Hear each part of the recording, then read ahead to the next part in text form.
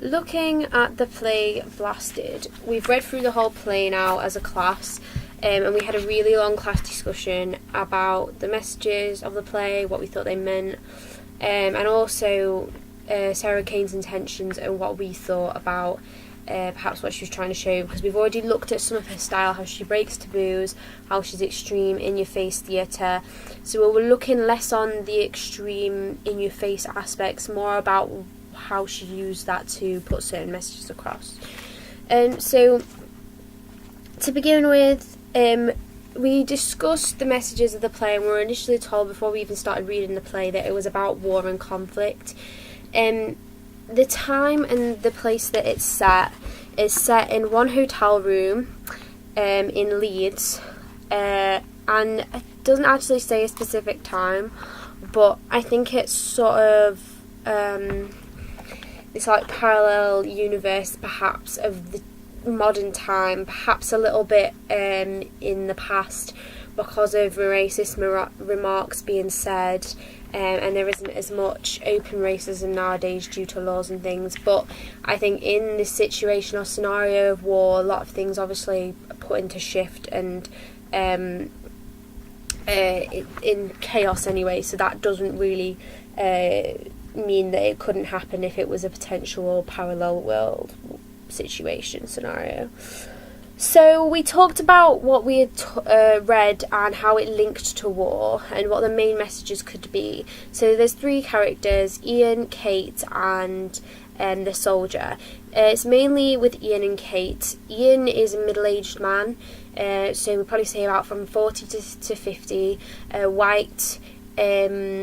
His ideas are really strong in like racist, sexist, homophobic.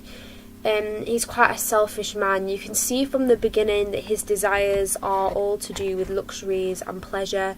So it's all to do with the lust and sexual desires and food for taste, not really as a necessity but for like enjoyment.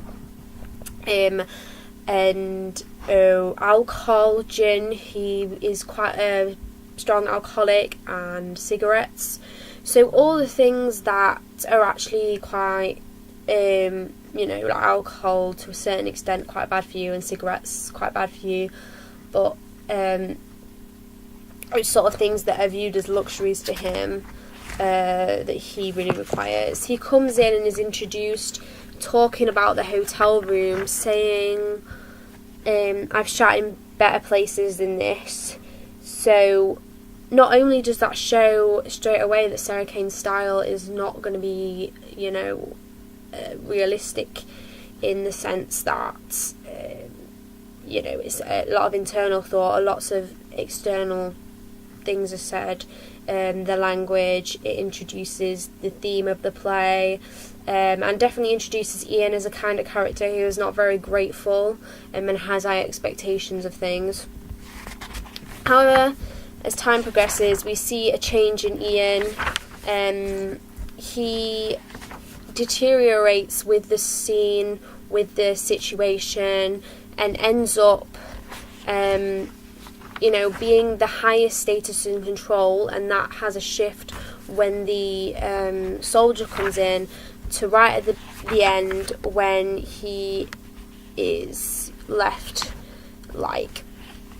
alone, blind, shitting on the floor, and he ends up eating a baby, and he's on the floor and he dies, and he's in his own shit.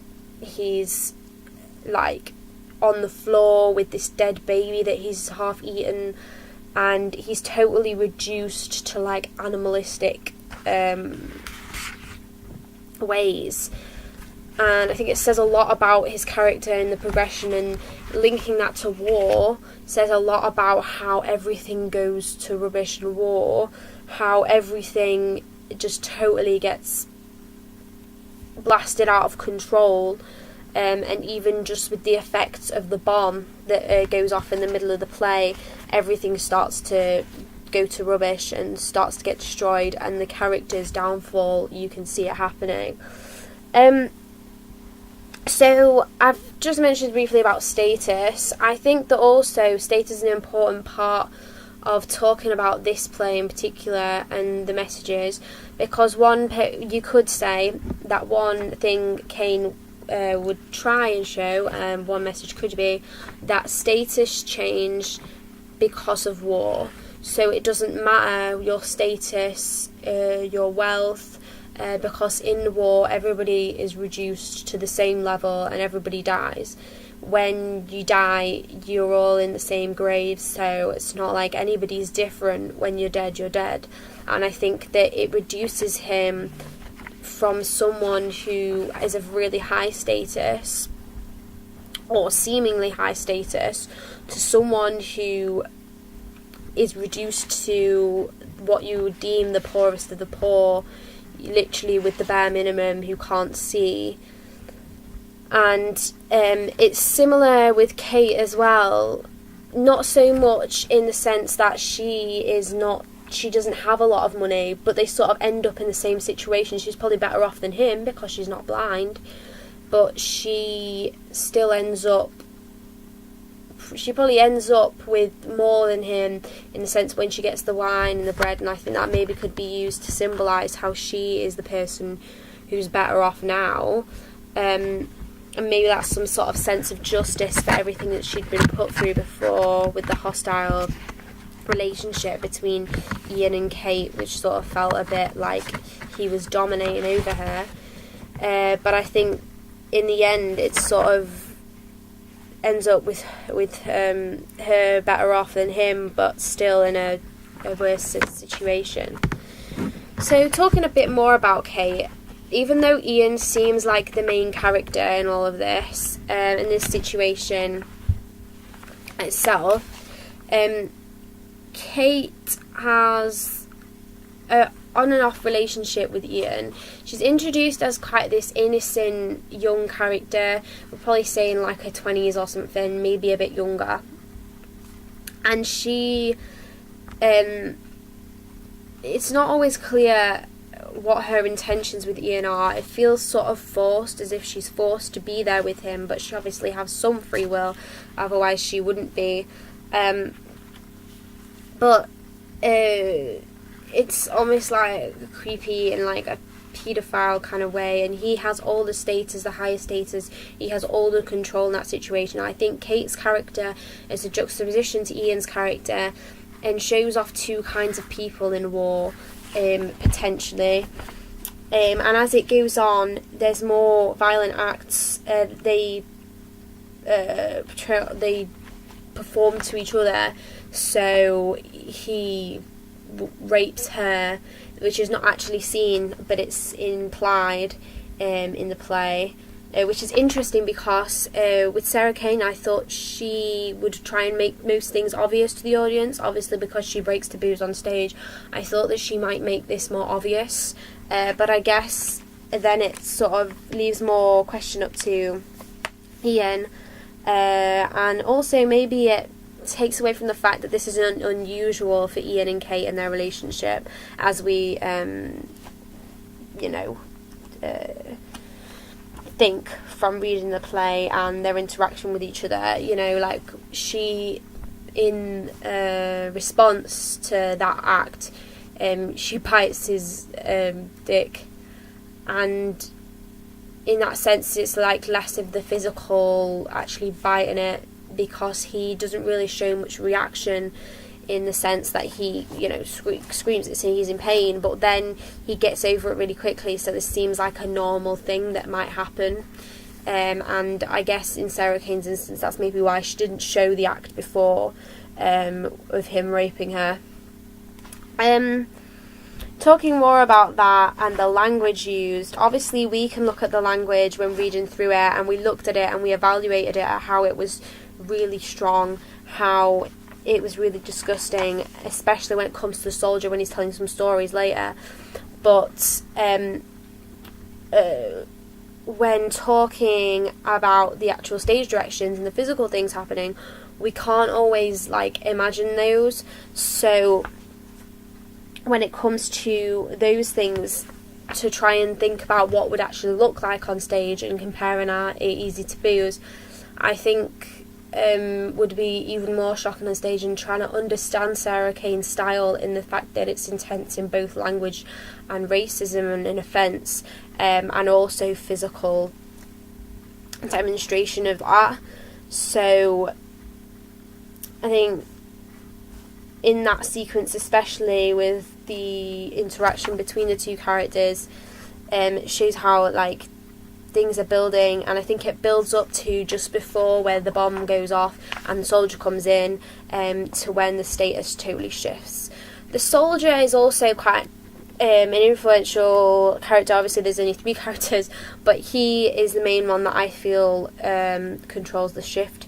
Kate is not in this bit with the soldier, but when looking at this interaction between Ian and the soldier, it's an immediate shift of control. I think Ian tries to keep some sort of power between the both of them. He tries to not feel intimidated by the soldier, but it obviously doesn't work. We see, and I think one of the most interesting things, obviously it will be disgusting or horrible to see on stage and quite provoking, but interesting to read in terms of Ian's progression and how it might link to the main message of war, is when Ian is raped. I think that it physically shows the power control of the soldier, but also the total monster that he has become because of war, and how much Ian felt like the monster before, but then thinking about how all men afterwards will become like the soldier because of war, because of conflict going on, and it's other people who are damaged by it. I think it's quite shocking as well, because it's Ian who's the one who's raped and not Kate by the soldier. He is then dominated by someone that he despises. He is dominated by the people that he is rude towards, and I think that affects him more than the physical act himself. And I feel like that's another thing as well, that Sarah Kane might be trying to show,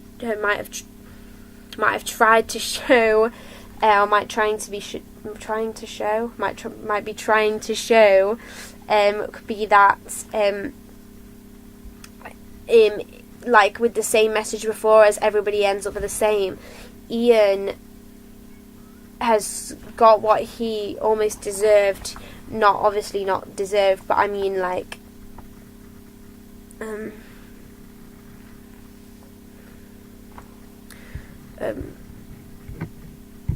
obviously not deserved, as no one deserves to be raped, but he has been violated by the very people he feels he has superiority or control over. And I think that's a really other influential point. I think another thing as well, the soldier kills himself after he has raped Ian. I think as well it shows the brainwashing of war, potentially, so this sort of act, and then the suicide, not really wanting to do what he's doing, it's sort of all pointless, and maybe the fact that war is pointless, we're all just doing this because someone higher is telling us to. And also when he takes out Ian's eyes, showing his vulnerability. So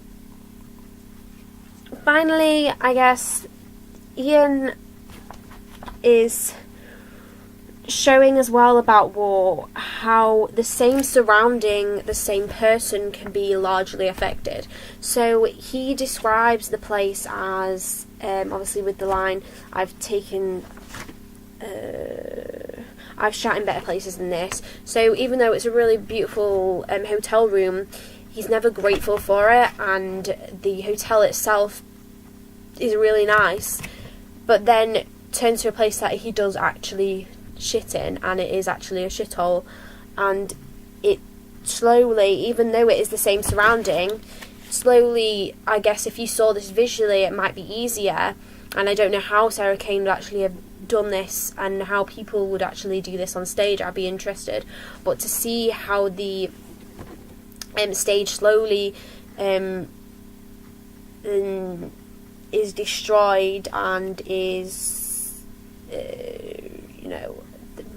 becomes more torn apart and less luxurious stage by stage because of the war, because of the effects of that, and burying the baby under the floorboards and him digging it back up and the dead soldier there and all these acts of rape and abuse, and this once really pretty hotel room been tarnished not only but physically, as you would observe on stage, but also through the feelings that you have, the audience might associate with it. So they associate with, oh, this war's happened and it's affected it, and these acts that have happened in this room sort of should symbolise what happens in war. And not only that, the character of Ian, who has totally been diminished by the war and totally become something that he hates. And that brings me to my point and our point. We're put into pairs in this lesson, and I had to pick a section to do. Obviously it had to be a comfortable section, not a section that we found to be really offensive or for anyone to feel uncomfortable watching, which was quite difficult. But in pairs we had to try and find the messages, what we thought the main message might be, and then try and figure out a section of the play, like a 1 minute section, 1-2 minute section, and how that sort of like fitted into that. So we thought, and then 3 key moments as well. So first we discussed about what we thought the main message could be, and on top of everything else that I've already said, we're specifically looking at the character of Ian. And I thought as well, the idea that he is becoming everything that he dislikes, everything that he hated in the world, everything that he felt he had power over, everything that he felt he was in a higher status over, everything that he despised or was offensive towards, he has become. I think this is the effect of war, is that it doesn't matter who you are, if you have no training and if you are not lucky, and the violence and everything brutally shown in Sarah Kane's style, you end up dying or being tortured, or there are some horrible things that can happen to you. And because he even mentions things like calling Kate a spaz, and calling Kate's brother a spaz, and joking about being a retard and using offensive language like that. And in the end he becomes disabled because he is blind. In the end he is the one defecating on the floor, even though he sort of sees the other like in an animalistic way, even though he sees other black people and people of colour as animals, and he becomes that himself. He eats a baby, and beforehand he talks about at the beginning of the play about eating meat and seeing that as, he says it's only a pig when they were having pork, and the ideas behind what he sees as a luxury to like being animalistic, eating a physical baby, he becomes lower than those that he is racist towards. And I think it puts this shift in place, and I think that also is really interesting. And perhaps if there was like a man of a person of colour who came in and helped him, whether he'd accept their help, because he seems so proud of his honour.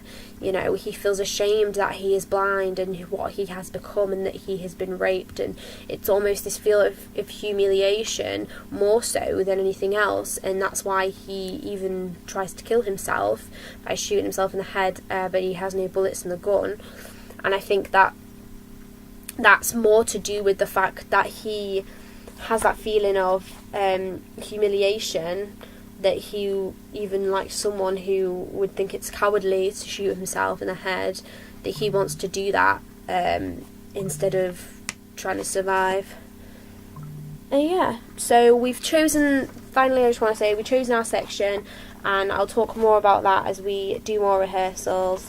Mainly choosing the section that we thought was appropriate, showing the difference in age difference between Kate and Ian, and emphasising on that section of it before the effects of war, but still hinting towards potentially more of Ian's character and how that later on changes and is changed by war.